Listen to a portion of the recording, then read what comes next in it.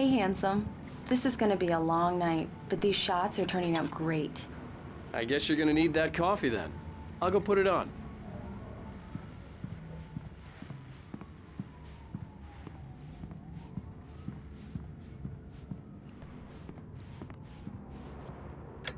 Coffee's on. Great, thanks. I'll need it if I'm gonna finish this by tomorrow.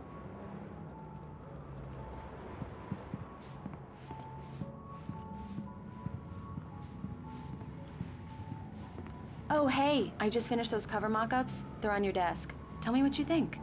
No kidding. I didn't think you'd get them done this quickly. On occasion, I can perform all sorts of miracles, my dear. Oh, really? Well, you seemed to think so last night. These look really good. Oh, sure, until Barry gets his hands on them. Which, by the way, will happen over my dead body. The last time was the last time. Oh, and speaking of Barry, he called. Alan! This was a late goodbye.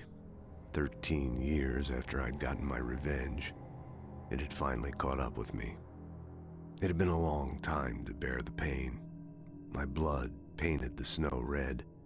A gruesome slushy dissolved all the scattered painkillers and leisurely dripped down to the sewer, mingling with the bile of the city, becoming one with it.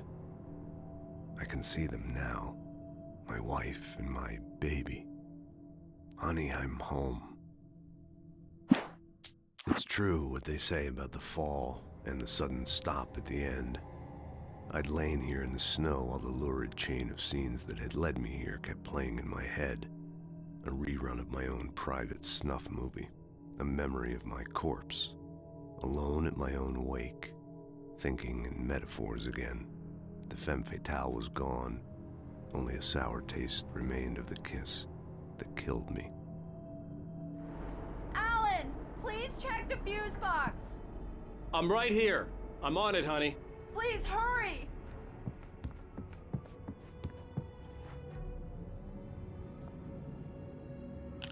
Honey, it's a power outage. I've got the flashlight. Okay, hi. You okay? I'm sorry. It just really spooked me. Don't worry. We'll just break out the candles. I know it's stupid, but it's just... especially when I'm not prepared for it, you know? It gets to me. I love you. Tell me a story, writer. Okay. I used to have these nightmares when I was a kid. The dark really spooked me, too. When it got really bad, my mom gave me this old light switch. She called it the clicker. The clicker, huh? Yeah. If I ever got scared of the dark, I could just flip the switch and a magic light would scare the monsters away. Oh, sure.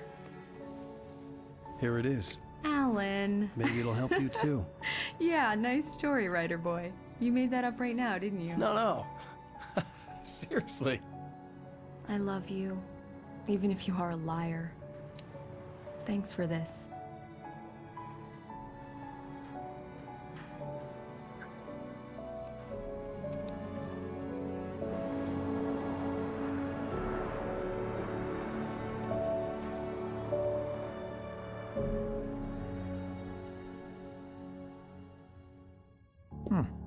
How do you feel, Mr. Wake? Any nausea, disorientation, anything like that? Mr. Wake, how are you feeling? I'm okay. My head's fine. I had to lie about my headache and memory loss. He'd send me to a hospital for tests. I couldn't leave without Alice. Very well. I don't think you have a concussion, but you've obviously been through quite a shock. You should take it easy for a couple of days. Thanks. Well then, Mr. Wake, we're done here. If the pain gets any worse or you experience any other symptoms, you should come see me. I'll let you get on with it then. Sarah, Sheriff Breaker, is waiting for you. She's very good at her job. I'm sure she can locate your wife in no time. Doc Nelson was the image of a small-town doctor. Sheriff Breaker had called him to the station to take a look at the cut in my head. I'm sorry you had to cut your morning fishing short for this, Doc. Oh, she's a beauty, ain't she? Not the biggest I ever caught, if you can believe that coming from an old fisherman like me, but she's right up there. Now, she's a largemouth bass, which is what you're after if you prefer a lure. Now, if you want either trout or salmon, on the other hand, then it's fly fishing for you. You a fishing man, Mr. Wake? Oh, doesn't really matter, I suppose. But it can be very relaxing out there. You can't get me off the water this time of year. Closest thing to heaven. I'll take your word for it, Doc.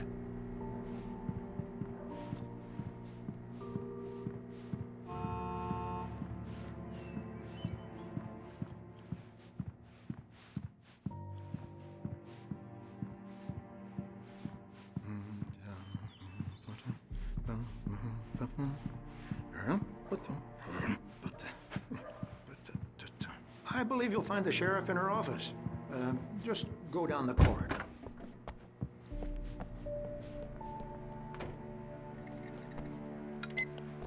Thank you for testing the lights, Miss Weaver.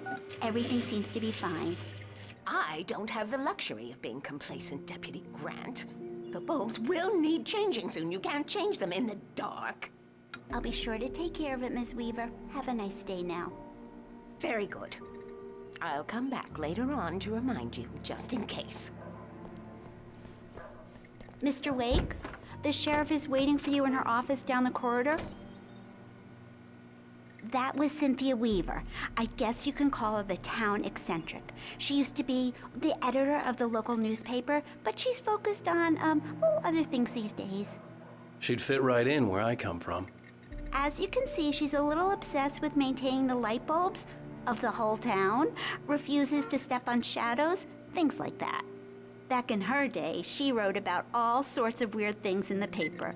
Bright Falls has a colorful history. Of course, what small town hasn't?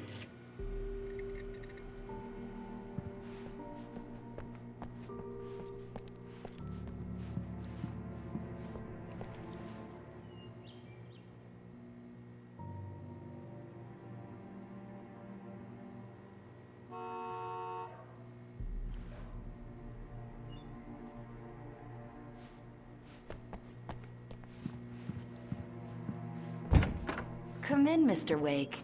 Your phone's on the desk. The battery was dead. It's charged now.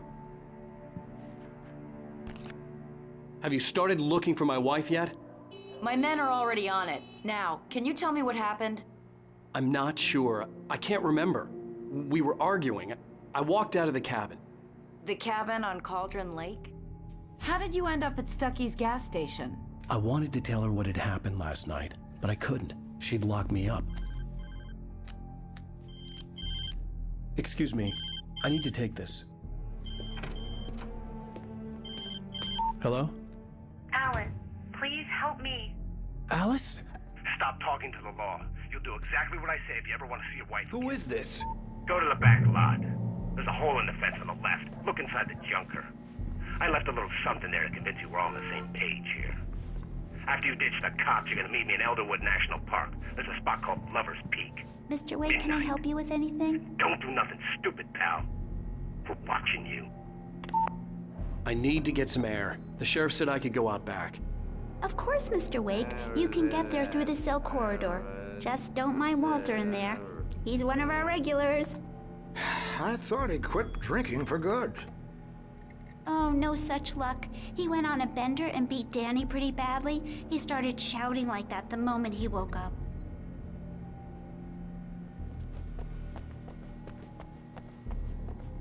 Hey! Hey! I need more light in here. God damn it, more... Alice looked through the viewfinder, lining up the shot. Cauldron Lake was breathtaking. Something caught her eye. A figure standing in the shadows behind the cabin, like a thin woman in a black dress. She lowered the camera and looked again. No one there. Just a collection of bushes that looked vaguely human-shaped. She shook her head and laughed. More lights! I don't like the goddamn shadows in here! Hey! God damn it! I don't want to be alone in here! Hey! Yeah, it's Mulligan here. I'm at Stucky's gas station with Thornton. There's no sign of him. Over. Wait. Yeah, this is Thornton. Look, we've located the bracelet. It's here. That's some good news, right? Stucky was supposed to be driving it at the rehearsals today. Over. Oh, give me that. Mulligan here. Looks like someone really thrashed the garage. Over. Okay, roger that, guys. Keep looking for Stucky. Jane's out.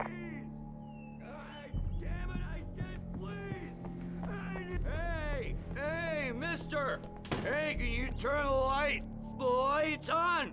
The deputies, they don't understand. They won't listen to me. I need it to be bright in here.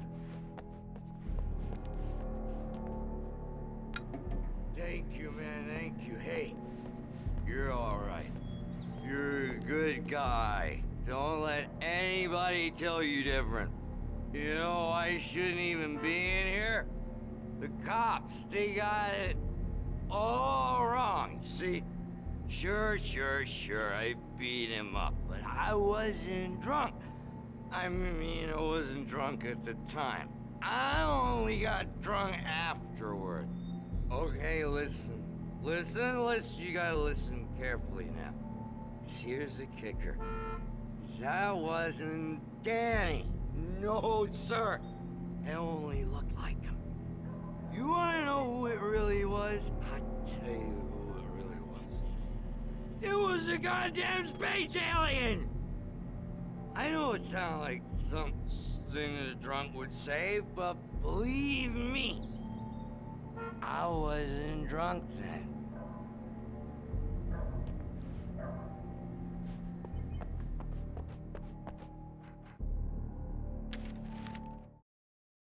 In spite of its human mask, to describe the dark presence as intelligent would have implied human qualities on something decidedly inhuman. Nonetheless, it found the one spot in the diner that was dark enough. Some light spilled into the corridor, ravaging it. But it took the pain. Horrible as it was, the writer would soon fix that. He would be coming to the one place where it still had power. I told him, oh yeah, well, I don't hear. The early morning light hurt my eyes and made my head ache. The man on the phone had said, "Go through the fence on the left."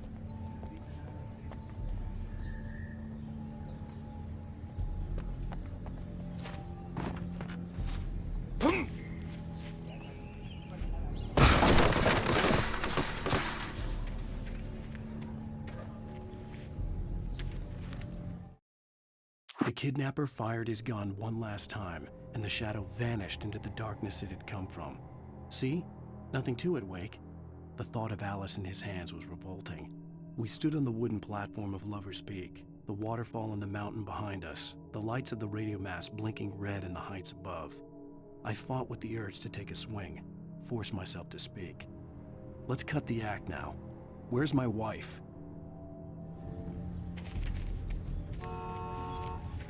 Alice's driver's license had been placed on the front seat. The caller meant business. Barry? Ow! Thank God! Where the hell have you been? I've been trying to reach you for a week, you and Alice. I've been worried sick. I flew out yesterday. I'm here in Bright Falls. Barry, listen to me.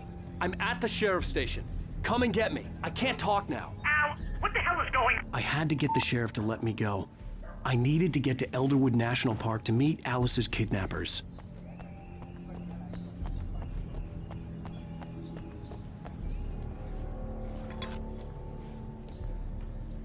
Well, folks, it's been another long night, and it's about time for me to sign off for a while. God knows I need my beauty sleep.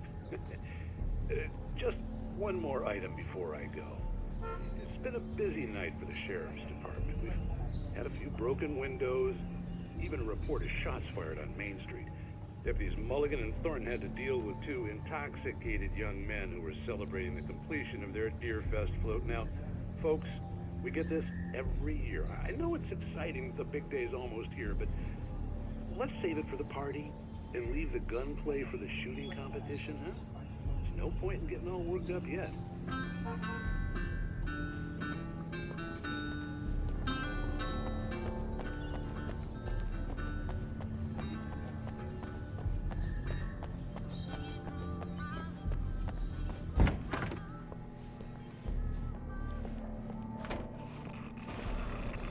A writer is a light that reveals the world of his story from darkness, shapes it from nothingness.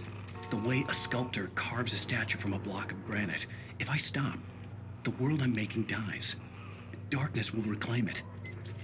It's a long, hard journey into the dark. Alice's life is at stake, but I can't think about that, or I'll lose it. The dread lingers at the edge of perception. I'll push on. Anything is possible here. I'll write the story. I'll save her.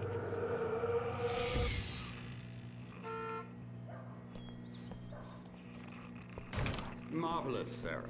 I just wanted to settle all the damage the Anderson brothers might have inadvertently caused on their recent and regrettable little outing. They are not accountable for their actions, of course. I can assure you that my staff has been reprimanded. Tor and Odin never caused any trouble to anyone when they were still living at their farm. Indeed. All we can do is to slow down the progress of their dementia. Are you feeling any better, Mr. Wake? I'd like to leave. Am I free to go? Well, we still need to talk about... Am I under arrest? No, of course not. But I need to know where you'll be staying so I can get in touch with you. I'd avoid the motel. The Majestic is known for its roaches. The cabins at Elderwood are pretty nice, though. That sounds perfect. I'm Dr. Emil Hartman. I'd like to invite you to stay at Cauldron Lake Lodge. Did you talk to my wife? I had the pleasure of discussing your situation with her on several occasions. Did you set something up with her? I invited her here. My clinic is a place where... Oh! Hey! Oh, my! Take it easy. Hey, nobody move! Get your hands off of my client! Who are you? I'm Barry Wheeler, his agent. If you have business with Mr. Wake, you talk to me. You yokels won't know what hit you once I sick my lawyers on your asses. No harm done, Sarah. I'm all right. I don't want to press charges. Mr. Wake, my offer still stands. Get me out of here. What the hell was that about, Al? We don't need a replay of that thing with the paparazzi. I thought they were gonna lock you up. I had to talk to someone. I told Barry everything. He thought I was certifiable, but when he heard about the manuscript, I had him. The fact that I'd written something, even if I couldn't remember it, was enough for him. He smelled money. And he believed that Alice had been kidnapped. Anything beyond that was another story. I had a midnight appointment with the kidnapper in a place called Lover's Peak, somewhere in Elderwood National Park. The plan was to rent a cabin. I don't like it, Al. I don't like any of it. It's not good. In fact, it's the absolute opposite of good. Mr. Wake! Barry, you found him! Hi, Rose. Oh, wow. I was just thinking about you, too. Great. I was just bringing Rusty some coffee. He's on the balcony, looking after Max. Poor thing. I really need to go. Great to see you again, Mr. Wake. Later! Who's Max?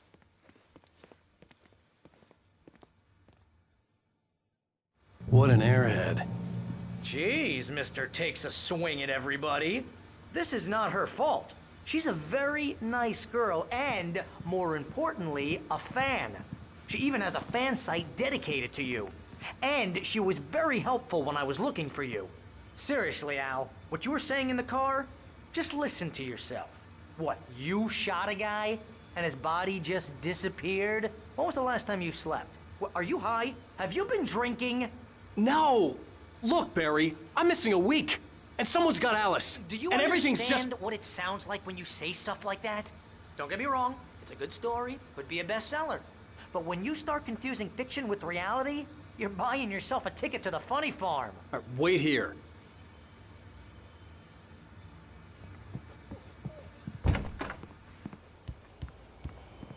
Easy there, boy. I'm almost done. Hey, Rusty, right? You rent cabins. Oh, Mr. Wake. I'd shake your hand, but mine are kind of full here. Actually, I'm sorry about this. Would you mind grabbing the registration form from the desk? It's just across from Bucktooth Charlie. Okay, sure. What happened? Crazy poachers. Max here got his foot caught in a trap. They're illegal to use here. Hell, you're not supposed to hunt within the park at all. But that doesn't stop some lowlifes. Well, at least Max is gonna be okay. He got lucky. Max is still groggy from the shot I gave him, and I'd rather not leave him alone just yet. The form's on the desk across from the mammoth skeleton.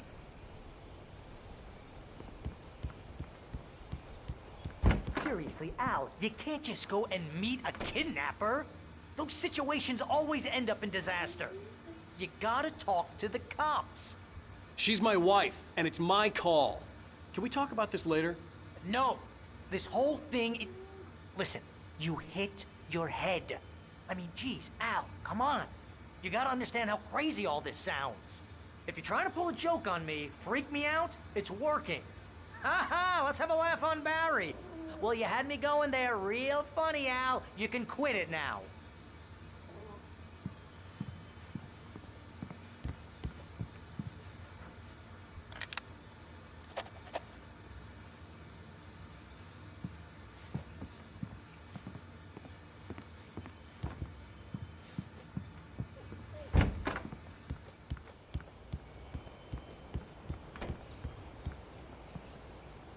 I think this is the form you wanted. And here are the keys. Okay, you're all set, Mr. Wake. Glad to have you staying here. Thanks. Can you tell me how to get to Lover's Peak? Oh, sure. It's at the end of the nature trail. Just follow the paths, you'll get to it eventually. It's an easy walk. Nice spot, too. If you have any trouble finding it, just keep your eyes on the radio mast. It's right below that. Oh, and hey, if you take a walk in the woods, watch your steps so you don't end up like Max. I guess I'm a little worried. We got a bunch of campers out there we haven't heard from. It's not like these people are on a schedule, but with the traps, well, you know. I just don't want any trouble. Right, thanks.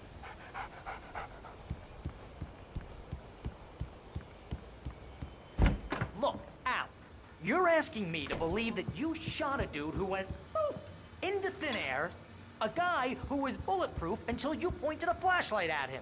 You hear that from people who end up spending time in padded rooms, strapped to their beds, wearing white shirts with too long tangled up sleeves, and eating a healthy diet of pills.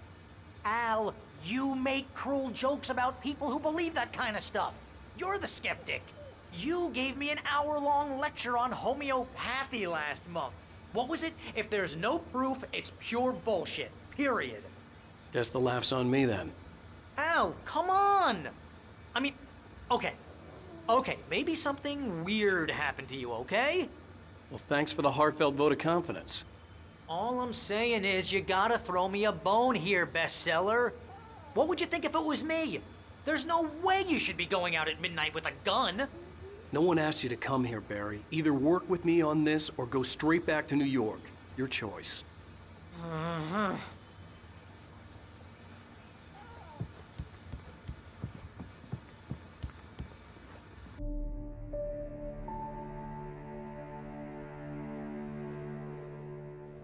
That's just crazy talk, Al.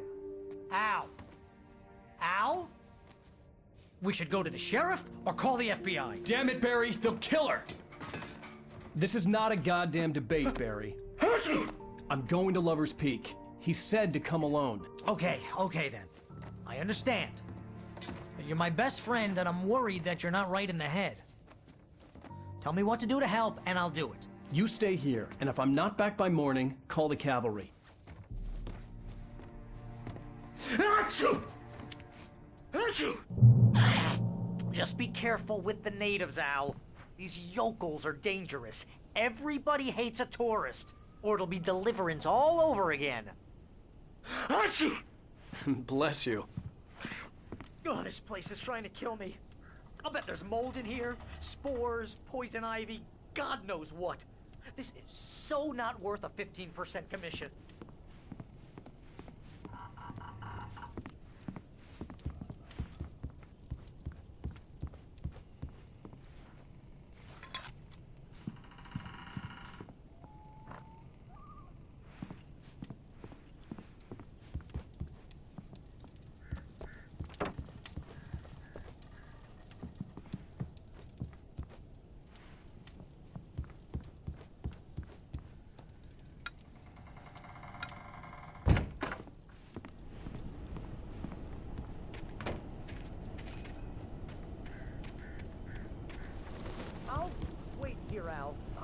hold down the fort.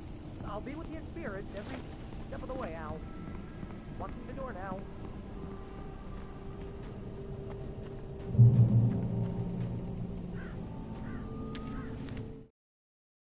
Barry had never gotten along with Alice, but he knew Alan loved her with an almost frightening intensity. And now something had happened to Alice.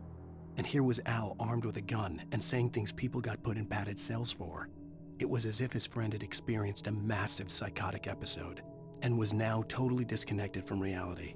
It scared the shit out of Barry.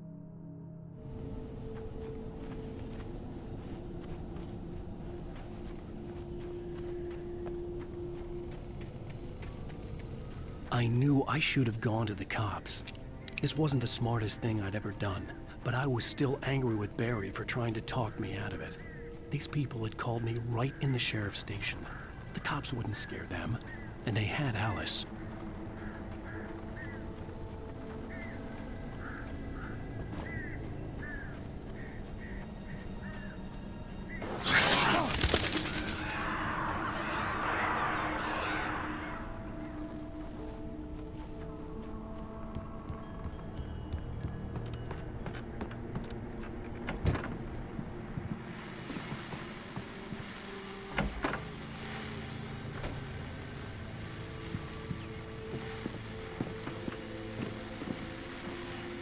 Welcome back to the show, folks. As promised, our very own Dr. Nelson has just parked his rear end in the studio. Doc, what's your Deerfest plan like?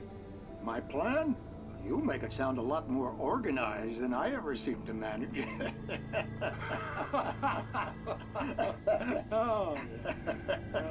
No plan, really. Just taking the atmosphere. I'm getting a little too rickety to do much more than that, you know. Oh, tell me about it. No sack race for us older gentlemen, huh? Yes, exactly, Pat. But I'm going to check out the parade, of course.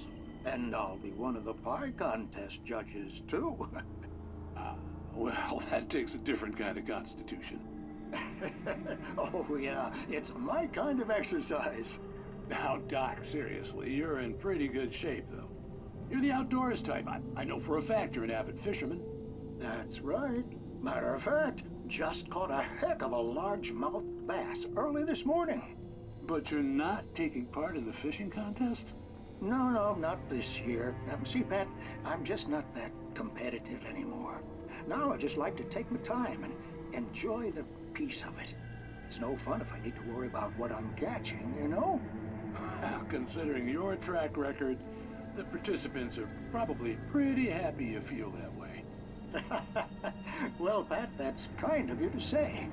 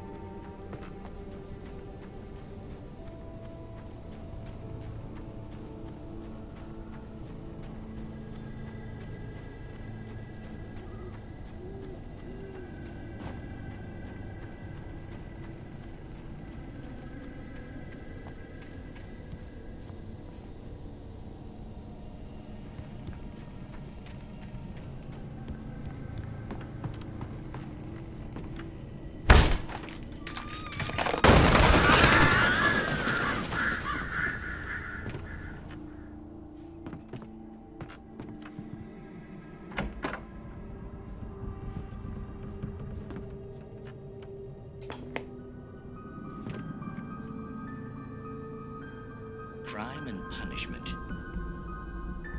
The cancer and cure of civilization. But some crimes are impossible to punish, especially in Night Springs. Tonight's episode, The Man in the Mirror.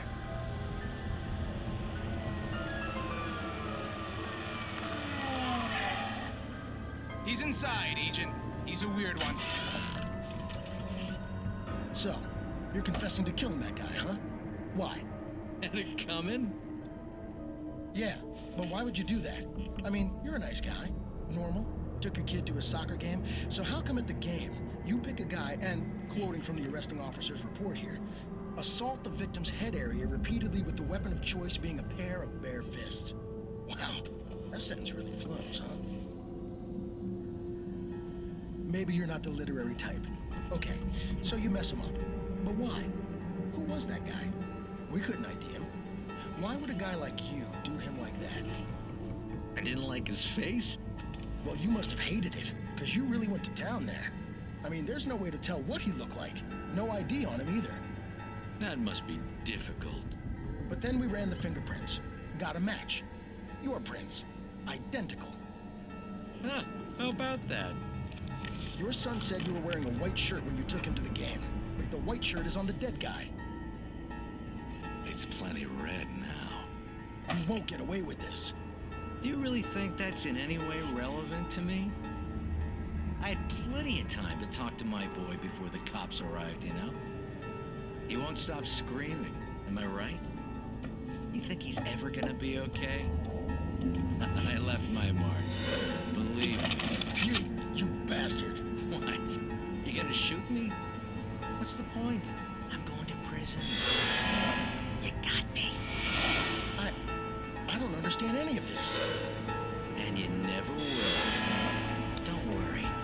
Maybe you'll see me again, Agent. Maybe in the mirror.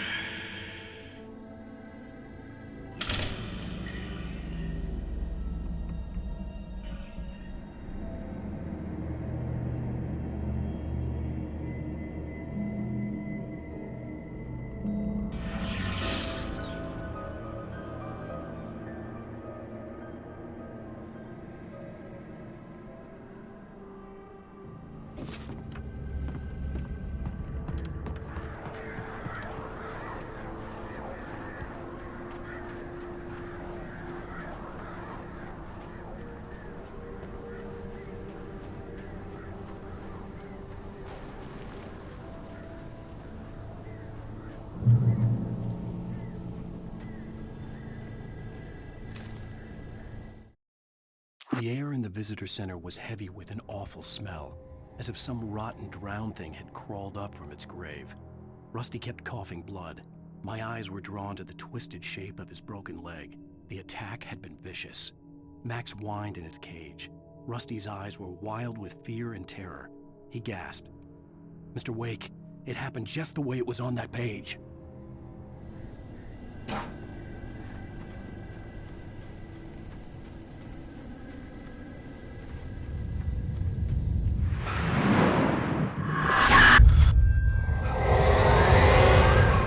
The vision left me weak.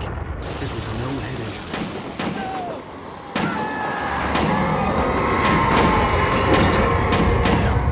Rusty, hang on! Oh, God! I'm coming! Please, help me!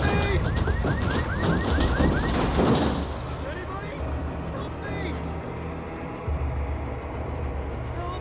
Help me!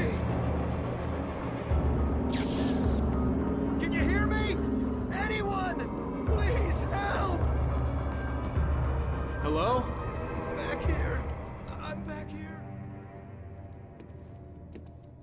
Mr. Wake? Oh, hell. It happened just the way it was on that page. I found. Came true. It knew. So dark. It'll come back for me. You must. The lights. In the office. I have the key. Okay, Rusty. Hang on. I'll be right back. Whatever did this couldn't be far. Rusty had found a page from the manuscript. It would help me understand what had happened.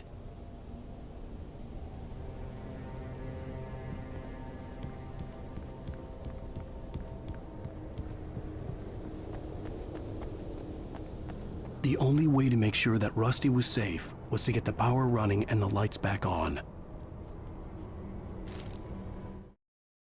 The visitor center was sturdy, but the impact turned the front of the building into splinters.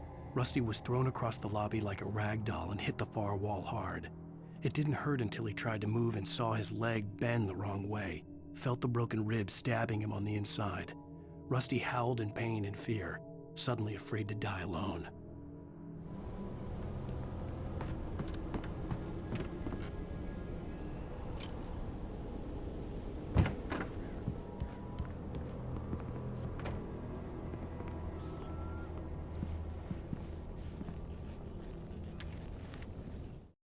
At the last instant, I changed direction and threw myself down. The axe splintered the trunk of a tree. I stumbled into the pool of bright light. My lungs burned. I was too exhausted to move. I tensed as I waited for the killing blow, but it never came. I raised my head. Nothing moved in the darkness beyond. For the moment, bathed in the cold light, I was safe.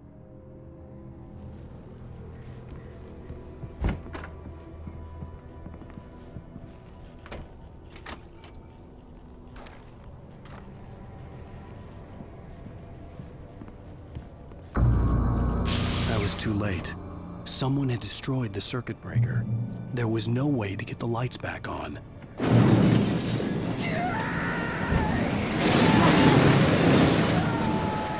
Rusty!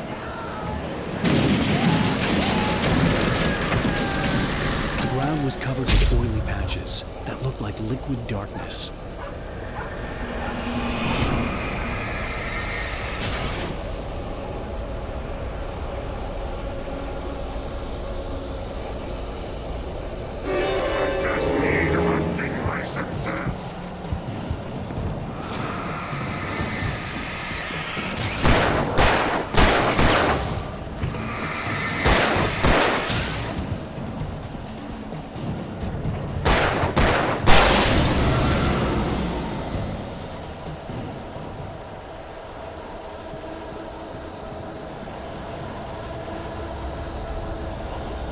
Something had torn a mammoth-sized hole in the wall.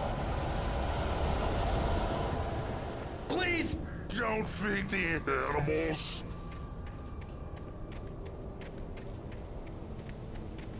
Fishing! For those visitors who purchase a park fishing license, obey!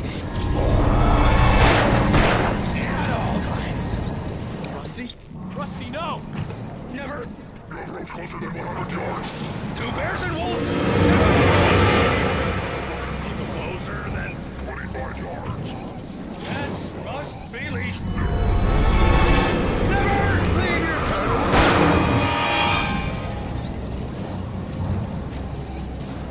It is against the law to remove any natural objects or historical artifacts from the park.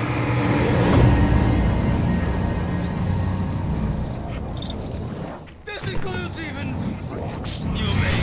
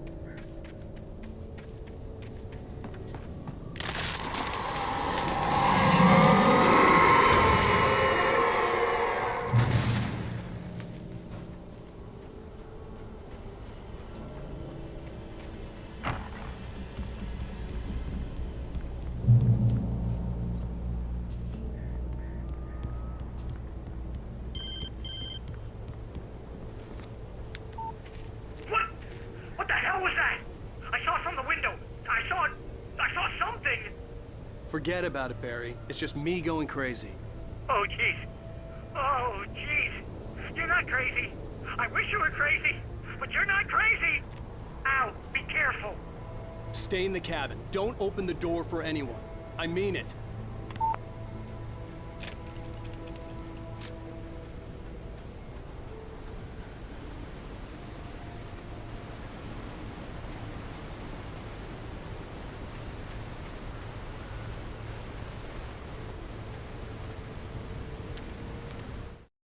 In that last instant of consciousness, Rusty thought about Rose.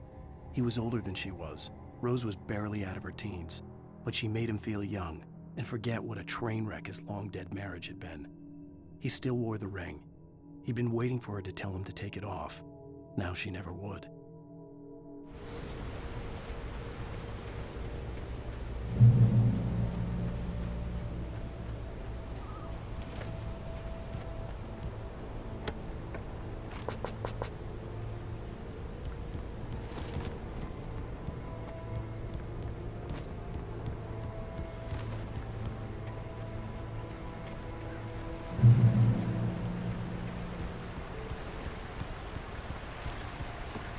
Lover's Peak was at the far end of the nature trail.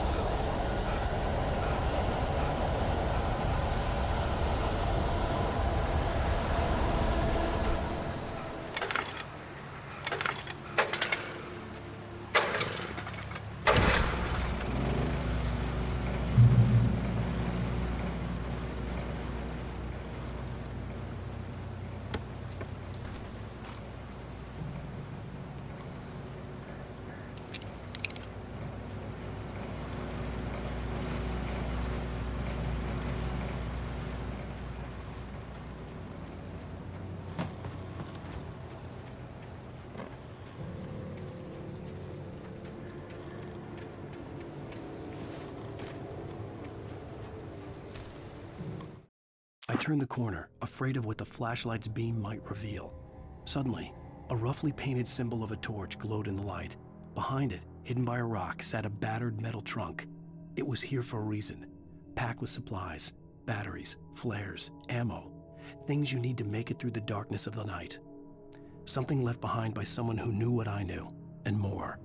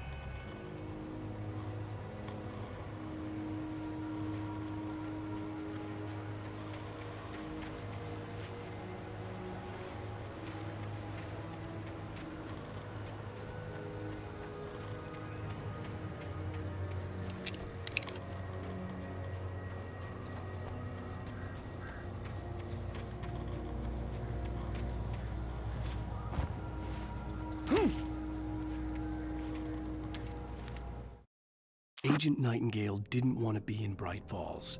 These little communities revolted him, and he didn't like the trees or the coffee. He now knew that impossible horrors lurked behind the storefronts and smiles. He desperately wanted to turn the car around and just drive until he passed out or ran out of road and booze. But he had a job to do. He had a rider to catch, at any cost.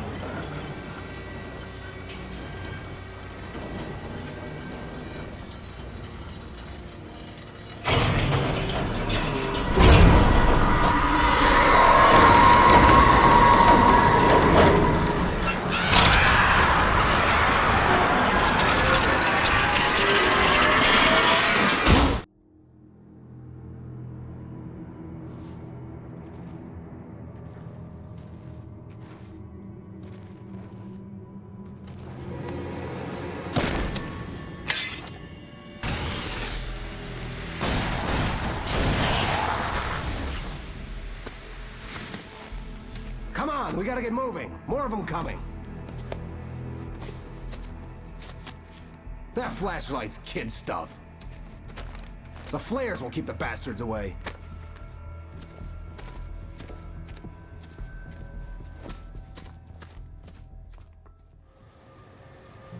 see them too? Hell, of course I see him. Come on, we gotta move. Why? Because that's the way the story goes. Yeah, but... Let's move! I lost my gun back there. Oh, I've got a gun. Just keep that light steady on him. It took a moment, but then I recognized him. He'd been on the ferry when I first arrived here with Alice. He knew my name. We were headed in the direction of Lover's Peak. There was no way this was a coincidence. He was the kidnapper. Come on, Wake! You better keep up.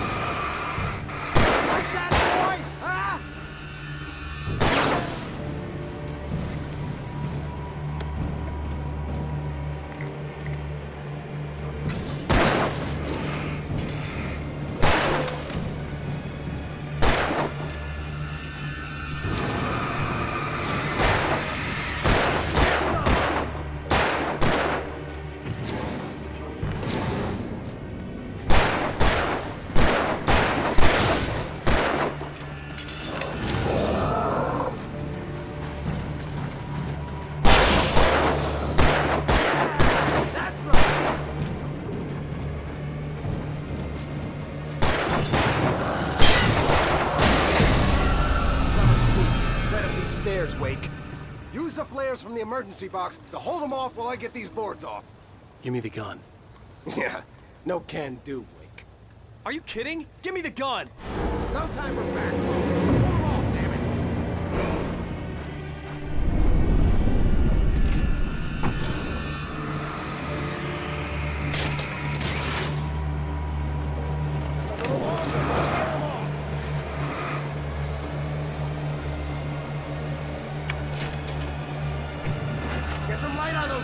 That'll keep them off us.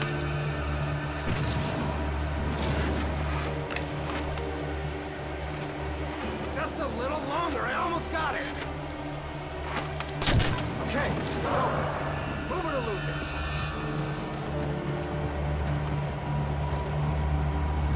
Die already, die!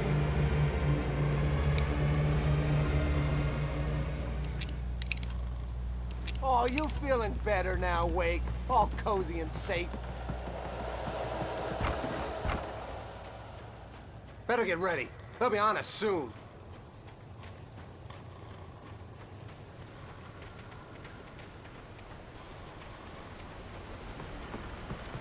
This is it, Wake. Last stand. There's more flares here. Get ready. We fight them as long as they keep coming. Give me the goddamn gun! They're coming! That's not how this goes. Get with the program, Wake.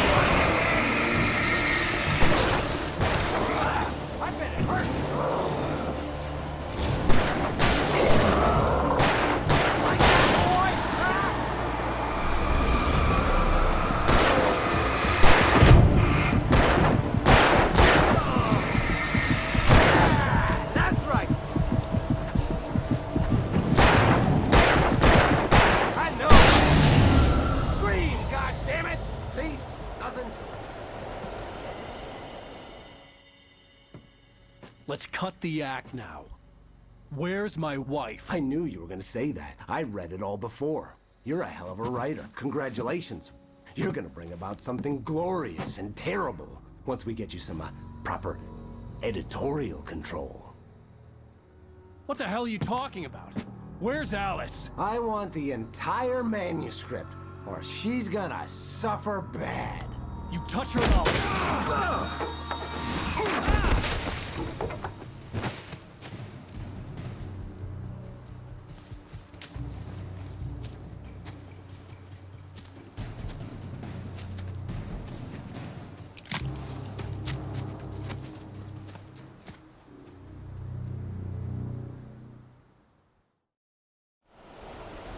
You're gonna give me the manuscript or you'll be sorry. No! Come back here! I swear I'll kill you if you hurt Alice! Do you hear me? Come back here! He had Alice, and he wanted the manuscript because he thought it held some magical power.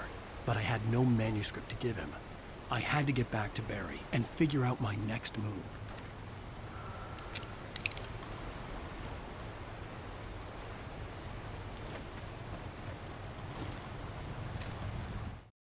On more than one occasion, Alice had tried to explain to me how it felt to be afraid of the dark. To her, darkness wasn't simply the absence of light, but something more tangible than that. It was something you could touch and feel. Worse than that, it was something with a mind of its own, something malicious and malign. For her, things changed when they were wrapped in darkness. They turned into something else, something foreign, and nothing was safe or innocent anymore. I'd never really understood what she meant, until now.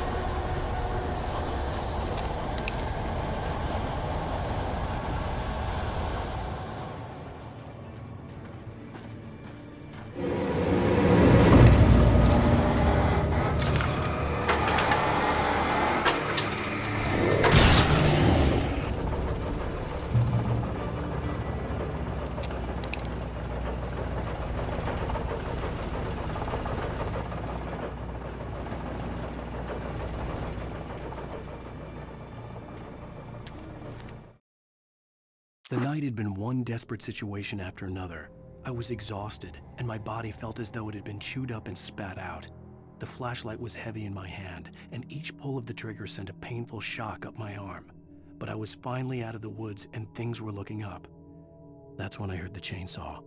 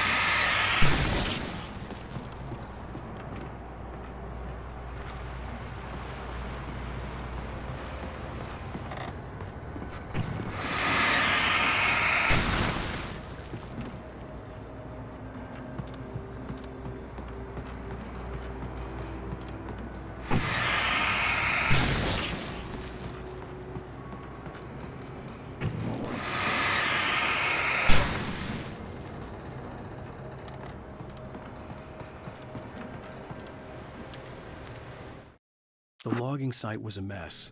The modular office had been pushed off the cliff. Deputy Thornton climbed up from the wreckage excited, breathing hard from the exertion. Nobody there. It's weird. Don't you think that's weird? Bored, Mulligan let out a mighty snort. Hell, it's always weird, Thornton. Just a question of sorting out what kind of weird it is this time around.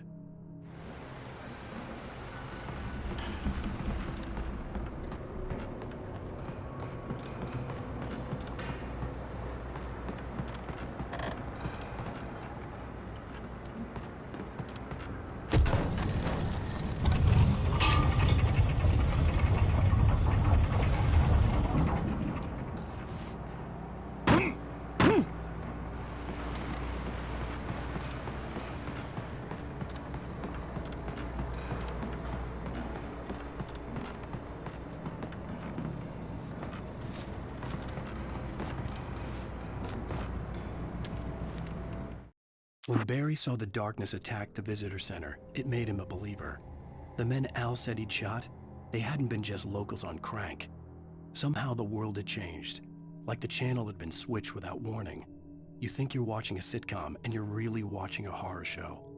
When the birds started attacking the cabin, Barry wasn't surprised, just terrified.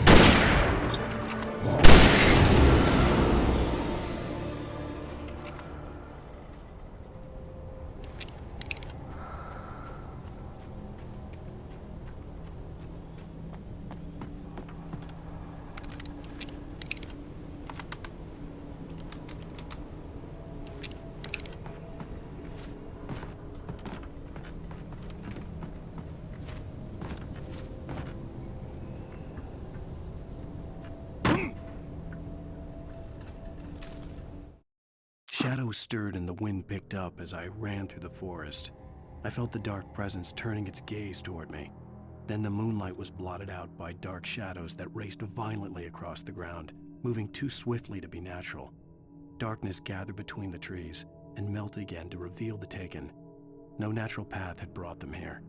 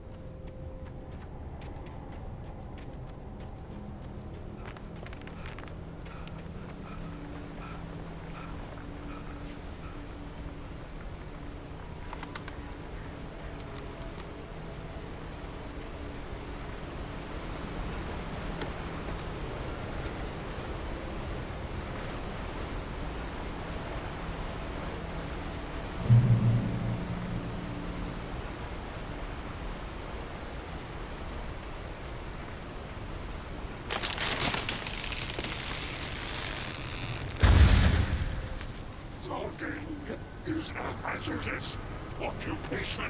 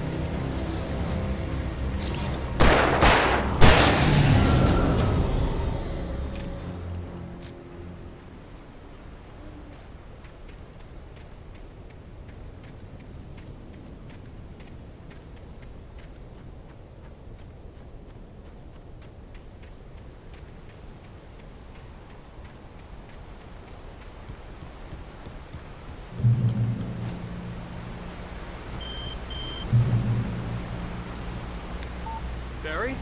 Ow! The porch is covered with birds. They've got all Hitchcock on me. Stay out of sight. I'm on my way. Don't open the door. What, am I crazy? Stay hidden. I'll be there soon. Just make sure you keep the lights on.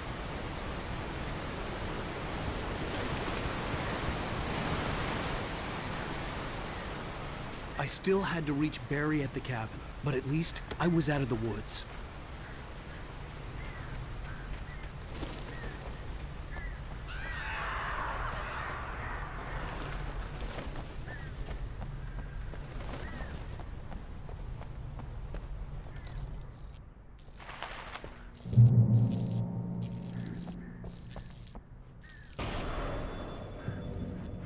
A story is not a machine that does what you tell it.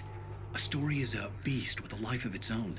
You can create it, shape it, but as the story grows, it starts wanting things of its own.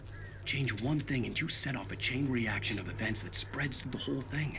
The characters have to be true to themselves. The events need to follow a logic that fits the story. A single flaw and the magic is gone. The story dies. Alice dies.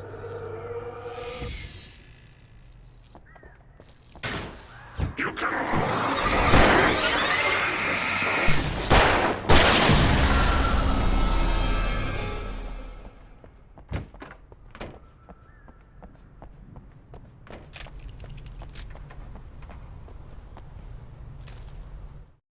The FBI agent's command froze me in place.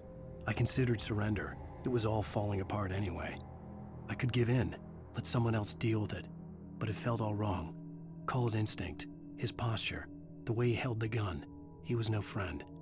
Shots ringing in my ears, I leaped for the hole in the fence and stumbled into the darkness beyond.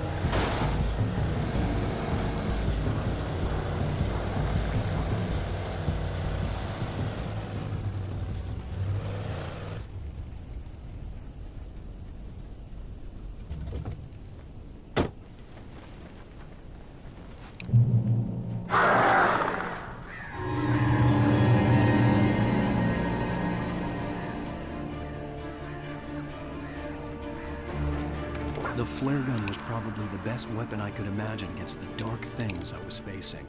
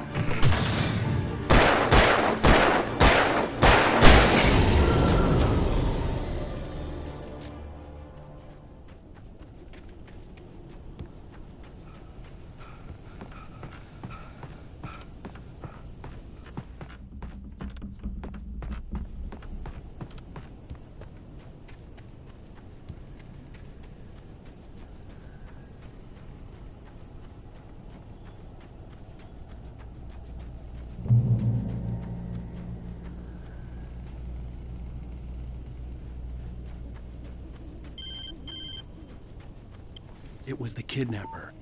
You son of a bitch! Where's my wife? Enough horseplay, Wake. You deliver the manuscript, and you can have your woman back. Simple as that. I don't... Listen. I'm gonna need time to finish it. I still need to write the ending. I need a week. It's not done? I need a week. 2 days. The old Bright Falls coal mine is nearby. You can find it easy, city boy. The main building, there at noon. You bring the manuscript, you'll get your wife. If not, well, get me? Yes, I get you.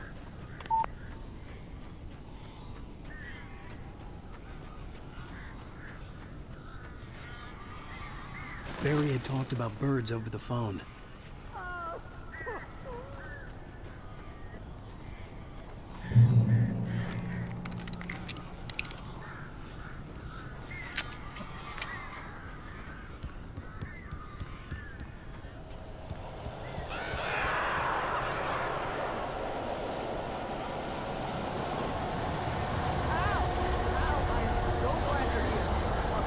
Got in here before it blocked the chimney. This is a normal deep burn or weird?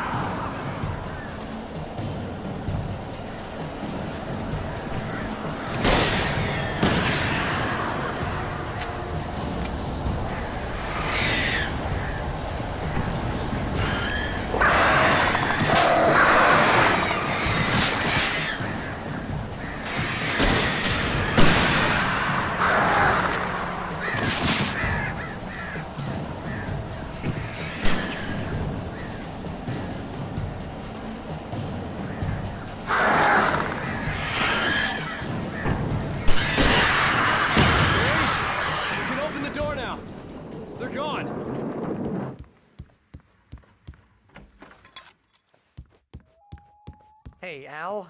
I'm sorry for thinking you were having a psychotic episode, man. I sent Barry to the town to ask around about a man fitting the kidnapper's description. He'd go through the archives of the local paper. Perhaps he could learn something. Anything about the island and the cabin that had disappeared. The man wanted a manuscript.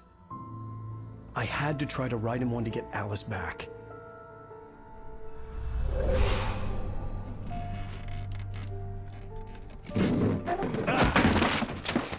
For me, the supernatural had always been nothing but a metaphor for the human psyche, a tool to use in writing fiction. Now, it was happening for real, and I couldn't put a single word on paper.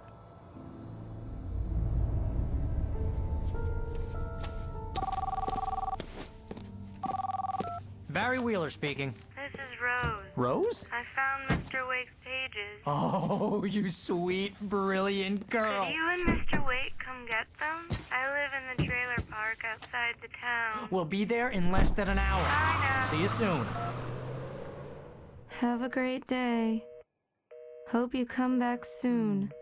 Welcome to the Oh Dear Diner. Good girl.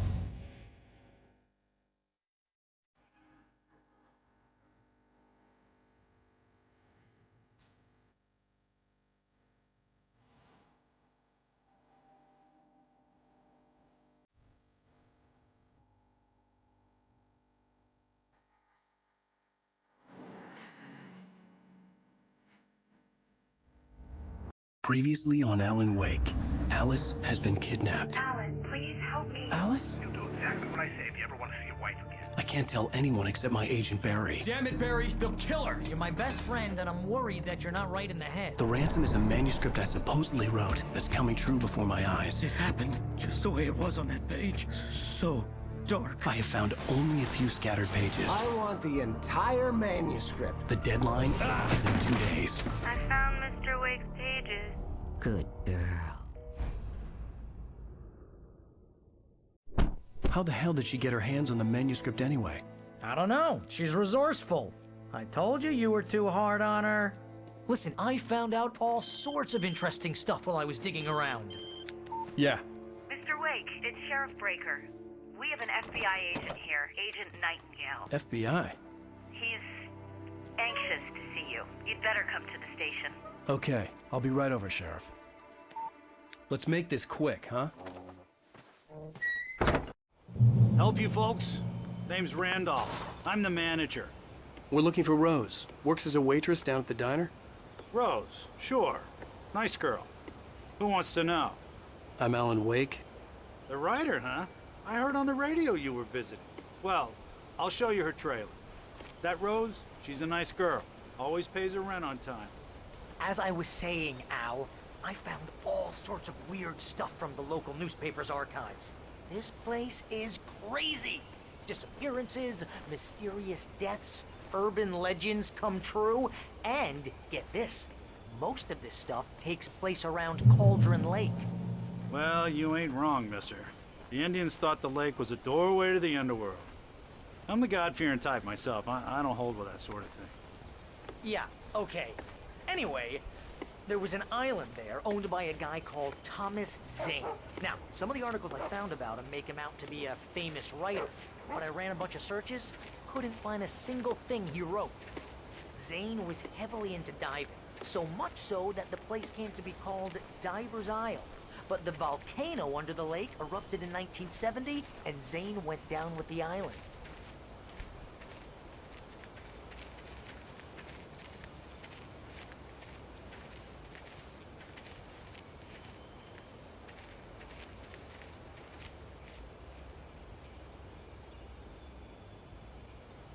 It gets better.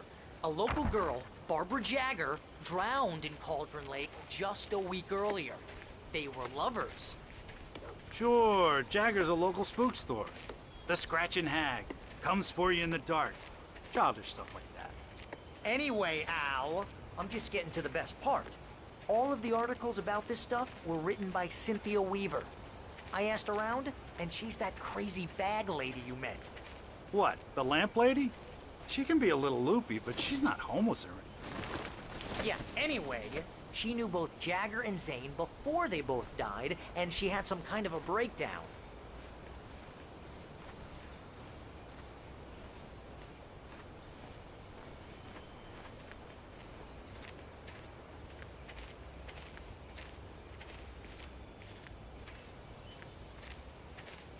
Well, mister, this here's Rose's trailer. You mind me asking what you want with her? We're just here to talk to her, pal.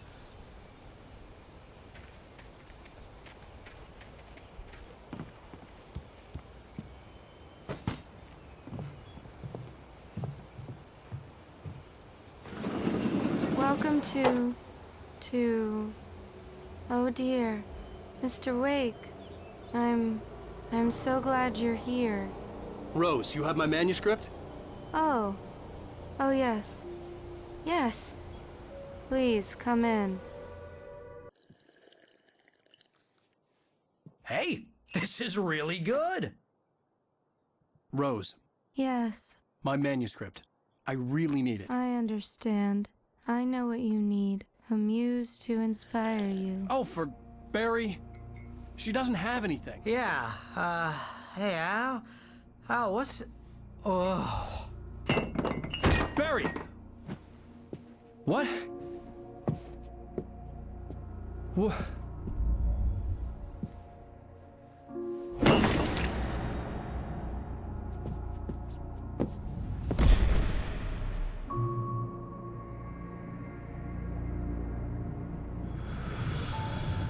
It's coming for you, hiding in my barber's skin. I'm too weak to stop it. You must turn the lights on. I promised I'd come visit you and your lovely wife. You must finish what you started. I insist. You must turn the lights on. Turn the light on. Back to work, boy.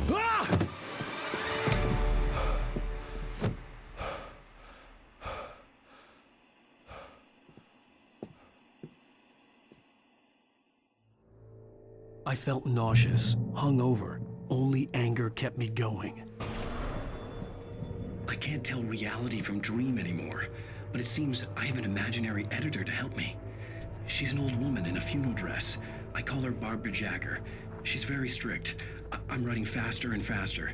My manuscript is being heavily revised. The edits are getting very aggressive, and each day there's less of me and more of her. I hate it, but I know she's right. She promises me I can save Alice this way. She knows more of this than I do. About the complex incantation I'm attempting. About this place. She's worked with another writer under similar circumstances, Thomas Zane. The genre of the story seems to be shifting. It's turning into a horror story. I'm getting close. I can feel it.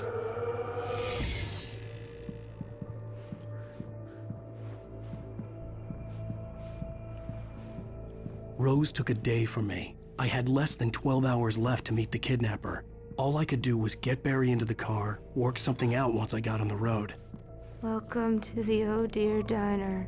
What can I get you today? Coffee? I couldn't work up much hate for Rose. Something had used her to get to me and left its mark. First refill is free. Milk and sugar on the counter there. Would you like to hear today's specials? Thank you. A nice day. Come back soon. Barry was out of it. He was way too heavy to carry. You're right. I deserve more money. I'm so handsome.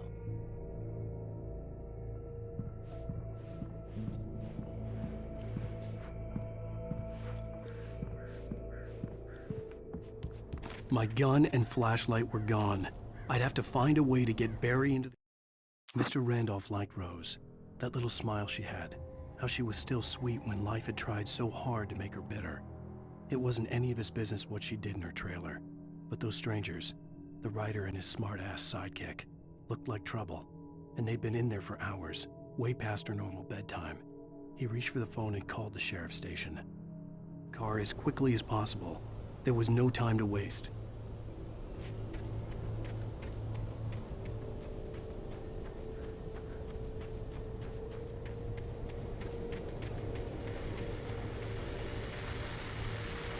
I just stepped outside to catch a breath of fresh air. Let me tell you, the weather's getting heavy.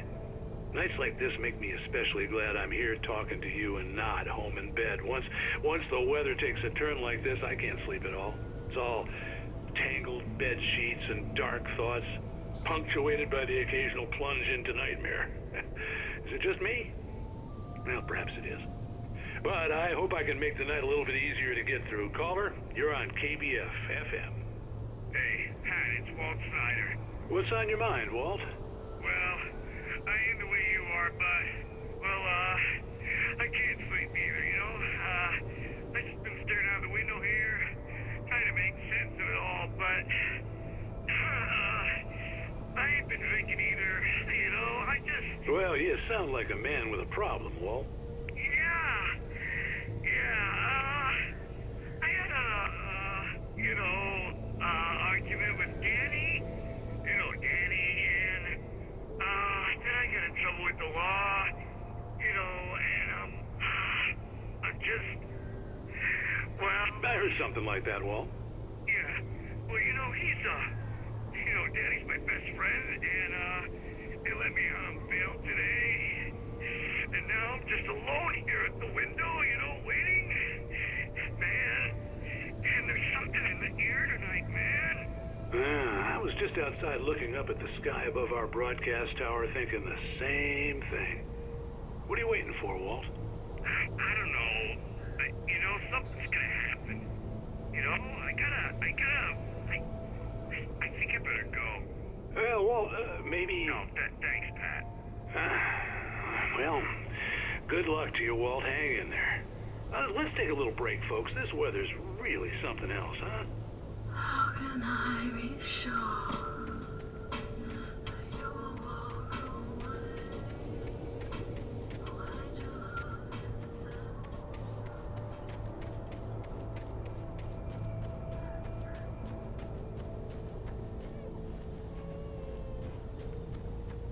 Oh, you're gonna get it now. God knows what you've done to that poor girl. This is Agent Nightingale, FBI! Get him up, Hemingway! You're under arrest! You move a muscle, I'll unload right in your goddamn face! Stay right where you are, Slane!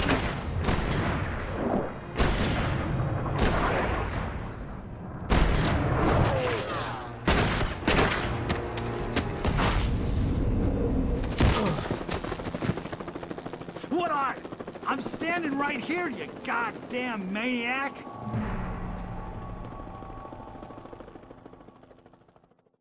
I hated to leave Barry behind, but there was no way I'd miss my appointment with the kidnapper. Give it up, Mr. Wake. Come on. Take it easy.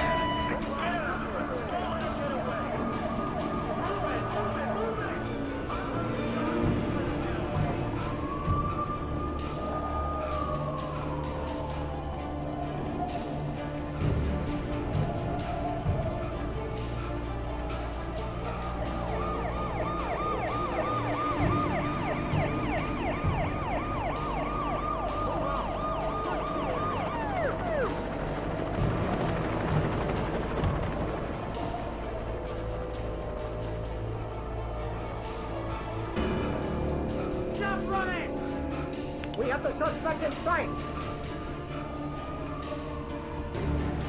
Okay, man. Keep your eyes peeled. He's gonna try to make it through here. Oh, damn. Wait! I see Wait! I don't see him! Man out! He was right there!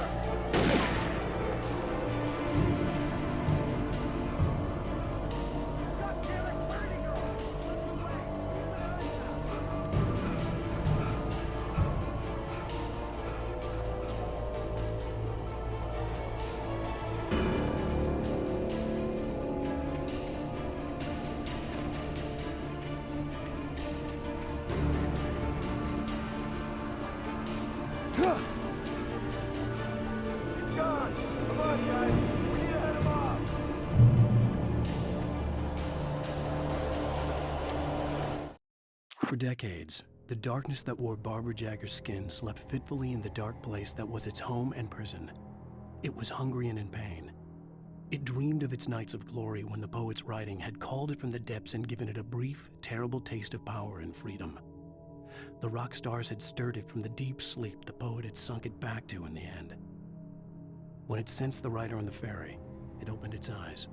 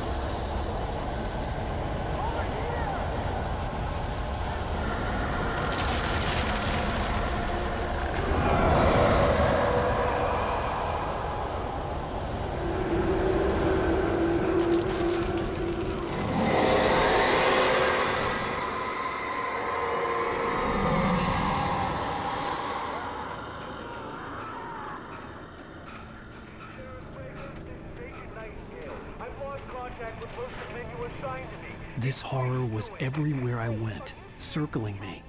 The cops didn't stand a chance. They were after a writer, not a monster.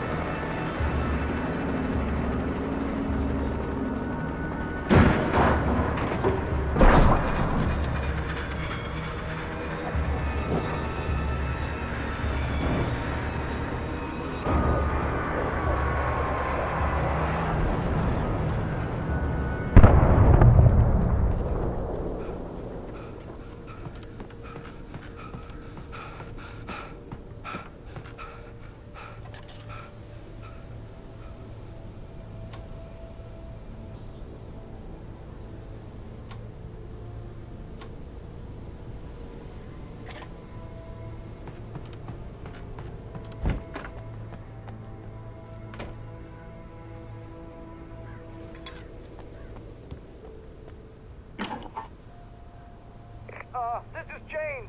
Mulligan, Thornton, come in. Over. Thornton here. James, we got both Wheeler and Rose in custody. They didn't put up a fight or anything. Why, they were... Hey, Mulligan, what are you... Come on! Sit down and give me that.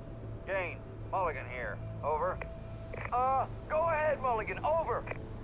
We got Wheeler and Rose here. Wheeler's drunk or hopped up on something. Speaking of which, that Fed had a pretty distinctive whiff of Otis Scotch about him, you know what I mean. Over. I don't have anything on that, Deputy Mulligan. Over. Well, whatever. Anyway, Rose is just being plain weird here. You better get Doc in to take a look at both. Over. Gotcha. You better get them here quickly. The, Fed's gonna want to interview Wheeler. Over. Oh, yeah, I'll bet he does. Looks like they have a lot in common. Mulligan out.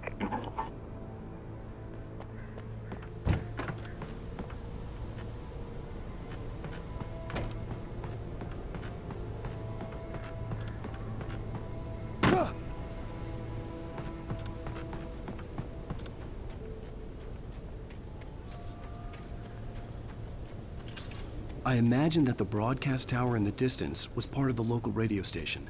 Maine seemed like a decent guy. Perhaps he could give me directions to the coal mine.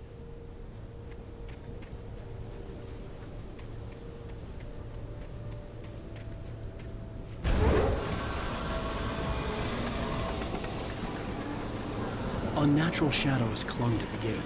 The darkness that was after me was trying to stop me. I wouldn't get through without a light. There was no power to the searchlight.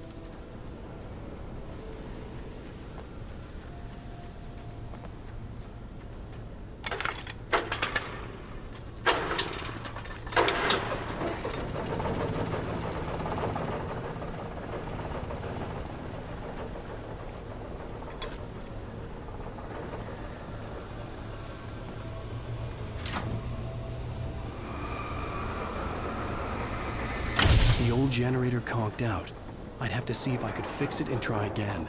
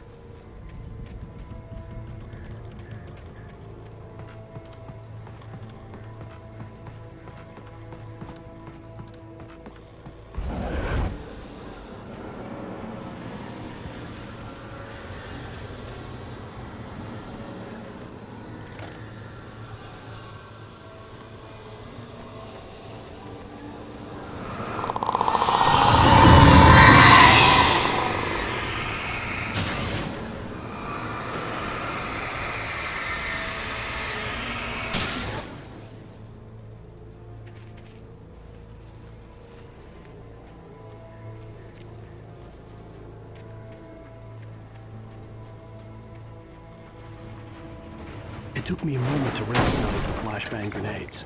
They were an ideal weapon for my situation. Team 1, come in. Over. Team 1, this is Sheriff Breaker. Report. Over. Team 2, come in. I need a report.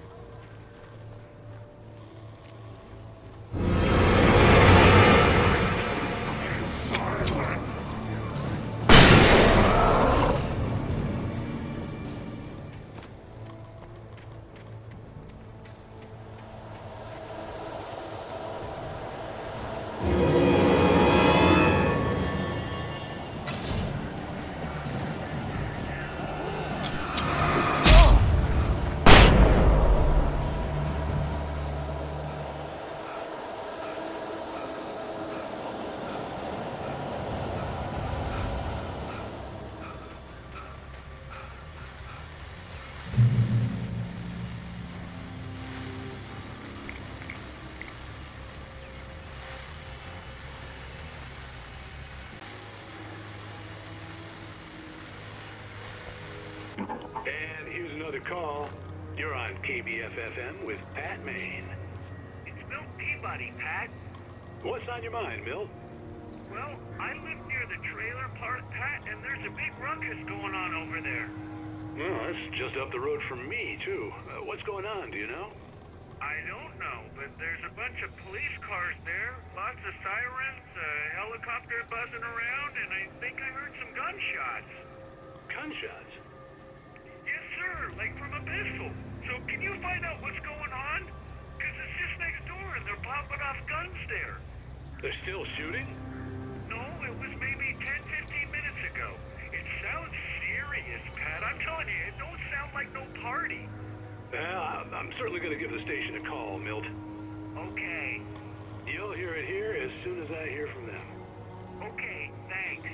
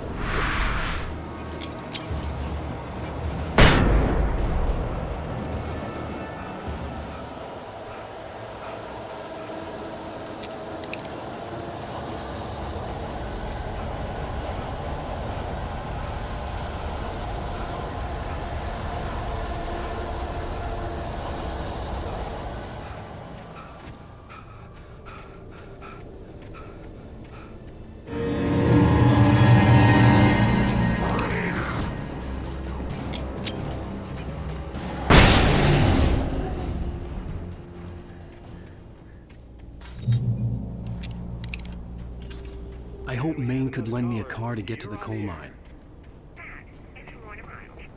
Oh, why, hello, Lorna. What do you have for us?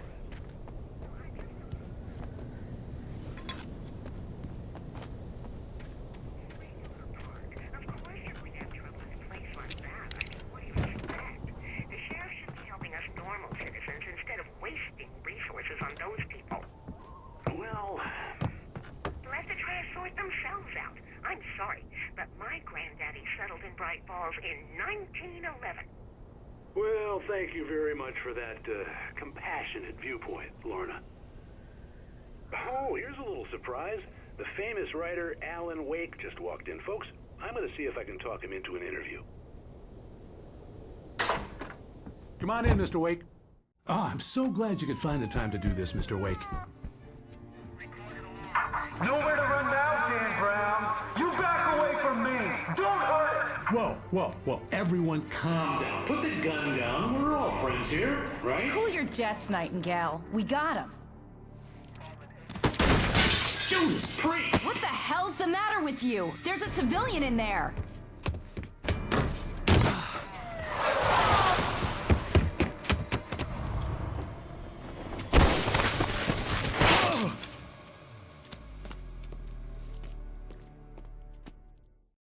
I'll get you yet, even if it kills me. You hear me?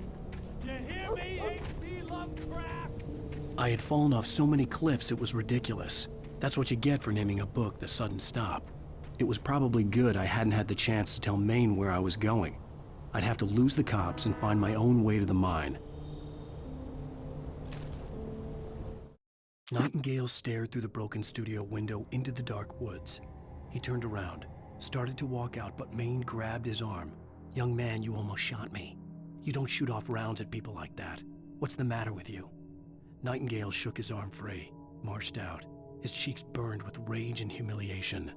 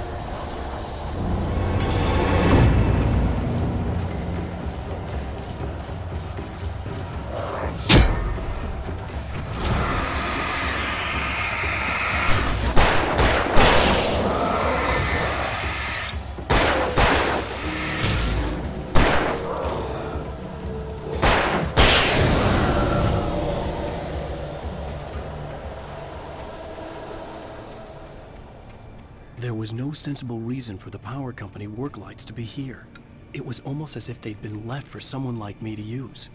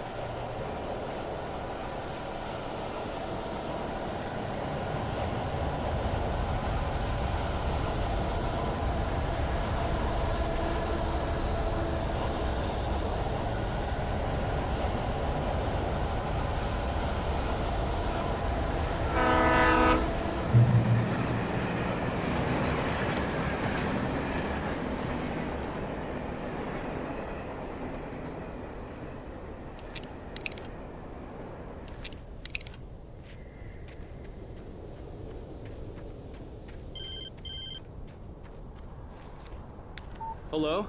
The most stubborn man I've ever met. Alice? Alice? Alan, I'm so afraid. Keeps me in the dark. Please help me. I look at you, Alan, and it's not you. Something else. Looking out from behind your eyes. Alice, I'm here. I'm so alone here. It's all gonna go to hell. You need to be careful. Cooperate. The connection had been terrible, but that wasn't the only thing that hadn't been right with the call. She sounded wrong somehow, but she had called me. The pipe wrenched itself loose from the bridge's steel framework. Wrapped in darkness, it floated in midair, twitching. For a moment, I didn't understand what I was looking at. The heavy object lurched at me with impossible force. I threw myself out of the way, but just barely. When I turned my flashlight on it, it shook in a dark rage before it flew at me again. I could see a railway bridge up ahead and a warehouse of some sort on the opposite shore. I hoped I could find a car from there.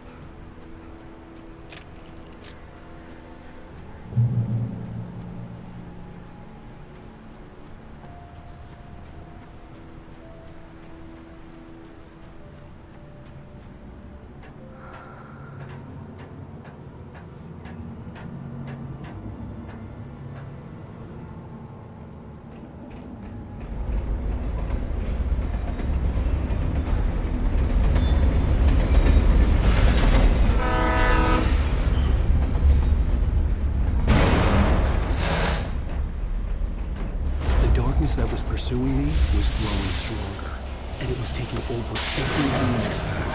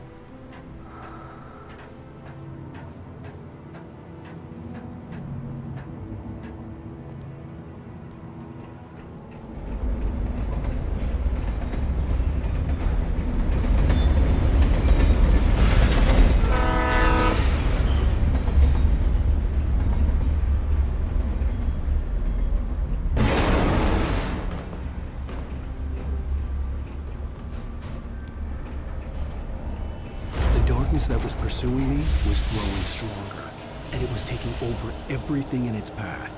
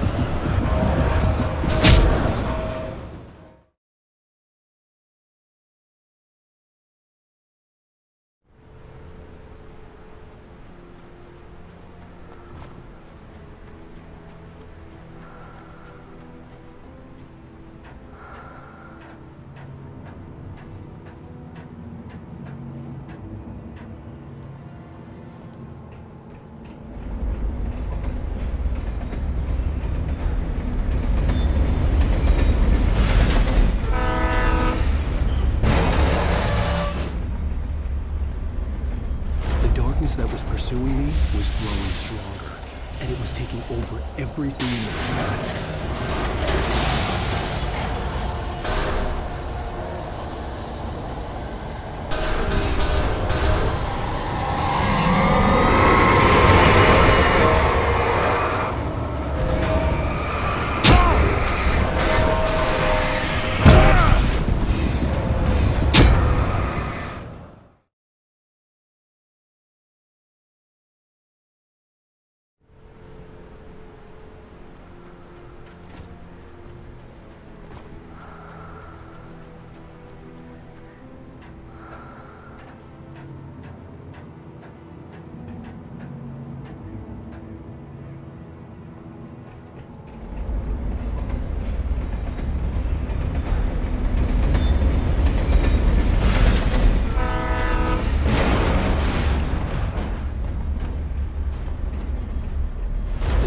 That was pursuing me was growing stronger, and it was taking over everything in its path.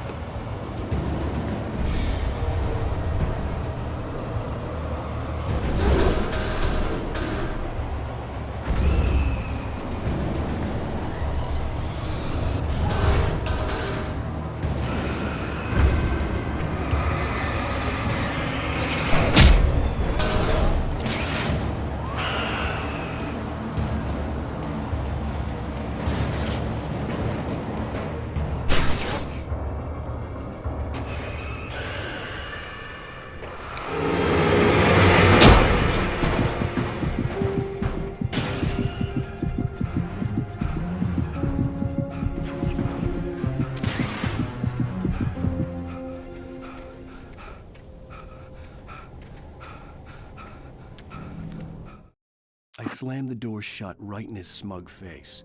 He pleaded for me to open the door. True to form, the asshole actually thought I would obey. I had no sympathy left, no guilt either, not for him. I took a moment to savor the scream.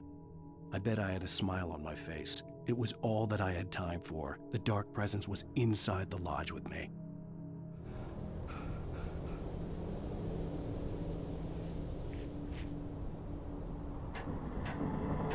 As a teenager, just started to get interested in writing. Stephen King had been a source of inspiration to me. I thought about all the inanimate objects that had come to life in his books. No one is safe in a good horror story. Certainly not the protagonist. That's what makes them fun. This was anything but. The darkness could possess anything, and it was getting closer.